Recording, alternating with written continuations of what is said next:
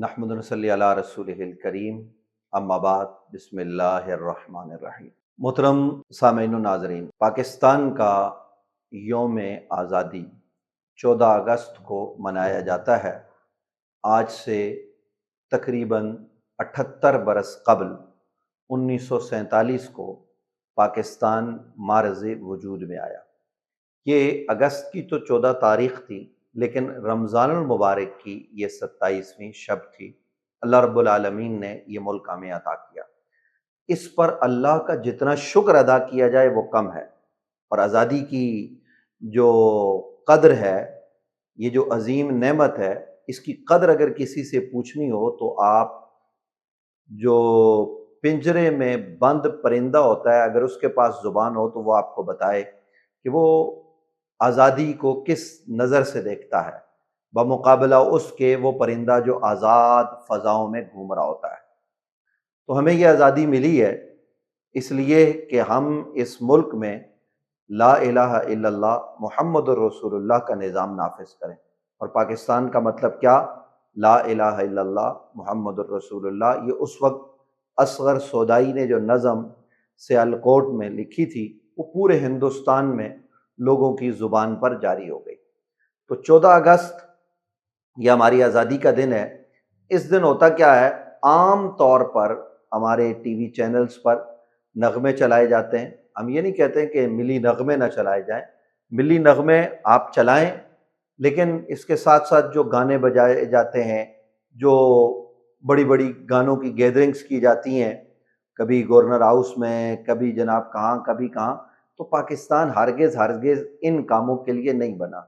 जब पाकिस्तान बना था तो कितने लोग शहीद हुए थे, कितने माँओं की गोदें उजड़ गई थी, कितने बच्चों को तेह तेह किया गया था, कितने बच्चे यतीम हो गए थे, कितनी ख़वातीन बेवा हो गई। और जो हिंदुस्तान से गाड़ियाँ आती थी, ट्रेनें लाहौर के रेलवे स्टेशन पर, तो उनमें कटे हुए इंसान और लाशें होते थे। दरियाओं में पानी के साथ खून बहता था उन दिनों, जब ये तारीख़ की एक बड़ी हिजरत हुई और लोग यहाँ इस्लाम के नाम पर आए थे। सो हमें इस मुल्क को इस हवाले से भी देखना चाहिए, उन शुहदा को याद करना चाहिए।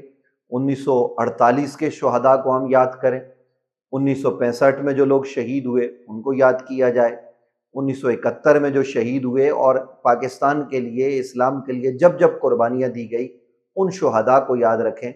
अभी हालिया जो हमने ये अजीम मार्का सर किया है, बुनियानुम मरसूस, तो इस मार्के हक में पाकिस्तान को अल्लाह ने कामयाबी दी। इसको सेलिब्रेट भी करना चाहिए, लेकिन जो लोग शहीद हुए उनको याद रखना चाहिए।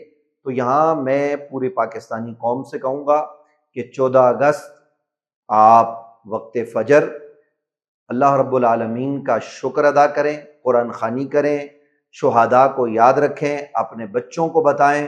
पाकिस्तान के जो बानियान हैं, वो डॉक्टर अल्लामा मोहम्मद इकबाल हों या कायद-ए-आज़म मोहम्मद अली जिन्ना हो, या उससे ऊपर चले जाएँ तो हज़रत मौलाना फ़ज़ल खैराबादी अलैहि रहमा हो, हज़रत ख्वाजा पीर मेर अली शाह साहब रहमतुल्लाह ताला अलैह गोल्डवी हों, आला हज़रत इमाम अहमद रज़ा ख़ान फ़ाज़िल बरेली हों, पीर साहब मानकी शरीफ, पीर साहब ज़कोड़ी शरीफ, और इसके अलावा पीर साहब सियाल शरीफ अला अज़ल क़यास, जिन जिन हज़रात ने पाकिस्तान के लिए कारनामे सर अंजाम दिए, उनको भी याद रखा जाए, नस्ल नौ को बताया भी जाए।